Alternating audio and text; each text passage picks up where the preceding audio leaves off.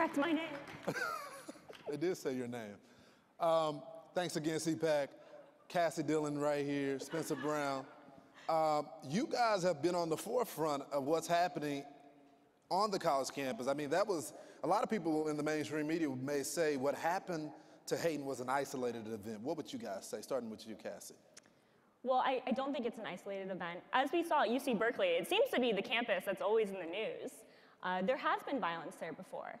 But for me, when I first started activism, what we saw was the major issue was shouting down speakers, them being annoying. We didn't see the violence right away, but honestly, it's starting to happen more often. Well, in Berkeley especially, it's ridiculous the lengths that conservatives have to go to just to have their fundamental constitutional rights recognized. The Berkeley College Republicans, Young America's Foundation had to work with them, file a federal lawsuit just to get them the ability to bring in conservative speakers and get that equal treatment. So the fact that Berkeley is willing to go to those kind of lengths just speaks to their inability to recognize that conservatives have equal rights on their campus. Yeah, so we've talked about the violence that's happening on the college campus, but let's dive into the actual liberal bias that happens there. At Campus Reform, we've reported on stories where at San Diego State, how to impeach and convict Donald Trump is literally a law course that is there, or capitalism is a threat to democracy. Tell me about some of the courses, some of the things that professors are saying on the college campus that pose a threat to our democracy. Well, Young America's Foundation actually just released our annual comedy and tragedy report that goes into these crazy courses. And you see that it's sort of sets the backdrop and provides context for all these crazy situations we see. We see that students are basically trained to react violently to a conservative because they're taught and coddled in a way that makes them just react as if a conservative mere presence on their campus is an existential threat to their person. So you have courses trying to make Marx relevant in the 21st century. You have ridiculous courses about queering God and queering religion. And then you just have ridiculous titles. Davidson College has a course on Latinx sexual dissidence and guerrilla translation. And this is what constitutes an education today. What is absurd. That? What is That's that? a great question. You have to dig into these to really understand just how ridiculous this indoctrination over education system has become. Cassie, what can people do, though, to change this liberal bias on the college campus? I mean, you were a reporter for us at one time. Now you've moved off to better things at the Daily Wire. What can the young people do, and what can parents do to change this narrative? So for me, I went to a private women's college, and so I didn't have the resources that a lot of students have, especially at Berkeley, when you can sue your university when they do something crazy and try to suppress free speech. So on a private campus, you have to do a few things. You really have to get in touch with your alumni network, especially the conservatives, because these colleges don't want controversy. They don't want to lose the money. So you need to talk to the alumni, and you need to get into the media. All of you guys are journalists. Everyone who has a cell phone or a smartphone, you are a journalist. You need to take it out and record these things. I first got into this when I went to an event at UMass Amherst, and there was this protester behind me screaming, "Get your hate speech off of this campus." Mind you, it wasn't her campus, but she was screaming this, and all I did was take out my phone and record her. And she's become the face of that movement that shouts down speakers. So all of you guys are journalists, and you really need to take out your phone, and you need to send it to the media, because I honestly thought that was a normal thing. Yeah. I didn't think it was crazy. I was like, oh, I'm at an event, there's people on the stage, and the liberals are yelling. I didn't think it was strange, but it's not normal, and we need to document it. Spencer, there's a lot of people in the movement. She's right. There's a lot of people in the movement. I mean, I was warning conservatives for years that there is a battleground on the college campus. Socialism is seeking in. And when they laughed at Bernie, Bernie just came to Congress with 6 heroes to fight for that same movement, not just AOC, but Tlaib, Presley. And so the movement is gaining steam. Where is the conservative message on the college campus? Well, yeah, I mean, the cover of The Economist, I think it was 2 weeks ago, was the rise of millennial socialism. This is a clear and proven phenomenon that happens on college campuses, in part due to those courses, in part due to the just cycle of indoctrination that exists in higher education. But if you look at where the change is going to come from and where there's a source for optimism in this, I think it really is bold student activists who are willing to stand up on their campuses. I mean, obviously, the Berkeley College Republicans, they've been attacked a number of times in the press and everything else, just because they want to bring somebody like Ben Shapiro to campus. And so it's being willing to stand up and fight no matter what the cost may be, even potentially violent attack, which is absurd. But you have to be willing to stand up for your ideas. And if conservative students won't, there's obviously no other way that's going to come in there. And so that's why, you have to back these students up every day, filing these lawsuits, going to court, making sure that they have the same rights as their liberal peers. Cassie, where is the media on this? Because we've seen, with the Trump administration, that there is this rise of everybody is now valuing the First Amendment when it comes to freedom of press.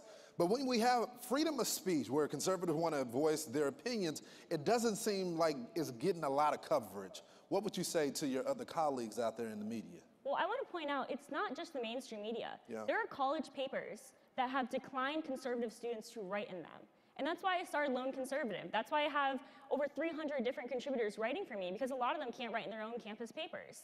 And so when it comes down to that level, where they're not liking their own peers, and then it goes all the way up to the mainstream media, where he got punched in the face, and they're saying allegedly. Right. While when they're talking about the Covington boys definitely harassed somebody. Yeah. So I think we really just need to keep exposing them. And you need to really not believe what you read. You need to read it from many different sources, and you just have to keep calling them out. And hopefully one day they'll realize what they're doing and realize that people are not reading them anymore. Spencer? I think echoing something you said in response to the last question, young people have so much power when they're at these schools, even high schools, but especially college campuses. And I don't think you guys are told how much power you have. But nobody knows better than you what it's like to be a conservative who's trying to stand up, trying to voice your ideas, trying to just basically exist and have a voice even in a classroom to share a conservative idea. So you're all absolutely journalists who can help shine a light on this, and that's what's actually going to turn the tide and make people realize how bad it has gotten on college campuses. Because without you guys, nobody else would know about it. And as you pointed out, without the lone conservatives of the world, nobody would be reporting on it. And we've seen you guys drive coverage in the mainstream where it kind of reaches a certain point that I've found when I work with the media is at a certain level, the mainstream media has to take notice of what's happening at Berkeley or wherever it may be. Cassie, the moms and dads, the grandparents out here, they're paying for this education. They're scared. We've scared them to death today. And they want to know what they can do differently to avoid a situation like this. When they're selecting schools, when they're paying for these college tuitions, what can they do differently to make sure that their kids don't leave their house as conservative and come back as full-blown socialists? Which happens quite a bit, Right. honestly. You have kids growing up in conservative families, and they go to, like my school, Mount Holyoke, and come back with their hair chopped off and decide that they're no longer conservative. But for me, I didn't know what I was getting myself into, okay? I had no idea that college bias, liberal bias was a thing, because I'm one of the first people in my family to go to college. And so I just got there, and I was known as the Republican girl my first semester, because there was only 2 of us. And so I think when you're selecting schools, you really need to look at the student and see what they want. Do they want to be in a liberal environment, which makes them stronger in their beliefs, which it did for me? I knew how to debate better than any of the leftists on my campus, because they were never debating. They were all just agreeing with each other. Right. Or do you want to go to a school like Liberty or Pepperdine, or a school that has more diversity of thought? You really have to talk to your kids and really see what they want and what they can handle. Well, Spencer, even with some of our Christian and Catholic schools, we've been reporting that campus reform, even they are getting a little progressive and, removing statues, teaching more of a liberal point of view when it comes to Christianity. What can they do to hold them accountable? Do they contact the donors? Do they write letters? Do they show up to the school? Do they refuse to pay for the tuition? Yeah, so it's when you're facing a school that's being ridiculous like these are, you kind of have 2 options. You have the legal route, which I know will be addressed next, but you also have the PR route, which is obviously what Cassie and I favor because we're not lawyers and we're great at writing and making people get riled up about what's going on college campuses. But these Christian schools, just recently Grand Canyon University in Phoenix, Arizona banned Ben Shapiro, saying that his rhetoric and his approach was somehow violate their loving and happy environment on campus.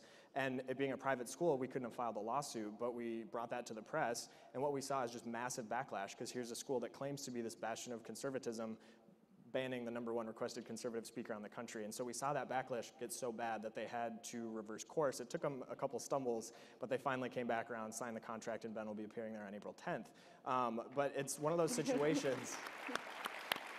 It's one of those situations where you really do, again, just need to tell people what's going on, because nobody would assume that that would happen at Grand Canyon University. And so without using the press to get attention around that, it's really important. And I think we've also seen, the idea of social justice, that sort of ideology, really creep into some of these more religious schools where they've kind of co-opted it and paired it with the gospel and said, Jesus' teachings are in line with socialism and social justice. And again, it's just exposing that so people realize what they're actually getting into.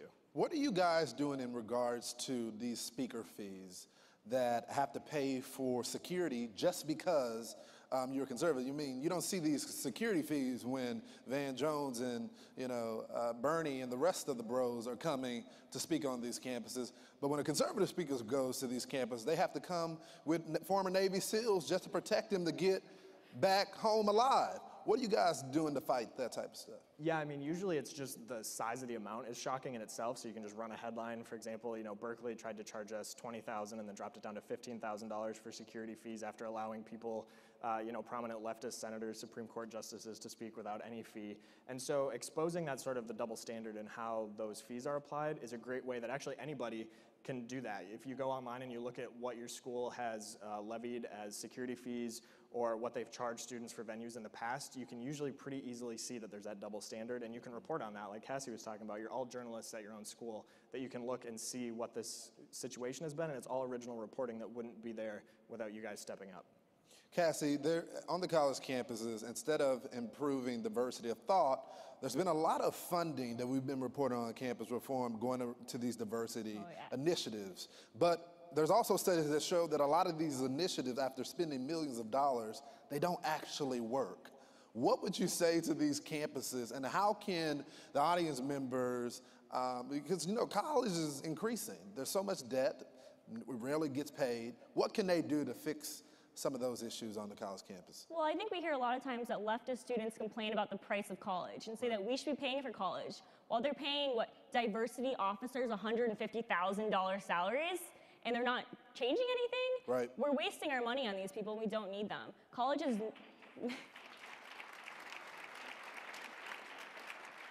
expensive, and we should bring down the price. So stop hiring useless people and making the bureaucracy even bigger in colleges, because these administrators, what are they actually doing? Nothing. Yeah, so let's talk about that. We've talked about the teachers, the professors there, and the students. But what are the administrators doing to protect students on campus? I mean, they are there to facilitate conversations, not to have a political bias. They can go to the voting booth and do that. Well, unfortunately, that's not what we see. Administrators, though, are very caring. If you're a leftist, if you're somebody who falls into one of the left's matrices of oppression, if you've been oppressed by someone, they're very caring for them. They'll give you a safe space. They'll give you special therapists on campus. But if you're a conservative and you dare to raise your voice, you have no backing from the administration. And we see them just implement all these policies that subject students to these extreme security fees, to these restrictions. We see them use unwritten policies to subject conservatives to that kind of thing. And again, you just have to raise the alarm on the media sometimes, because you can't get that out any other way. Ladies and gentlemen, Cassie Dillon, Spencer Brown, thank y'all so much. Thank you. You want to get off of this? Thank you.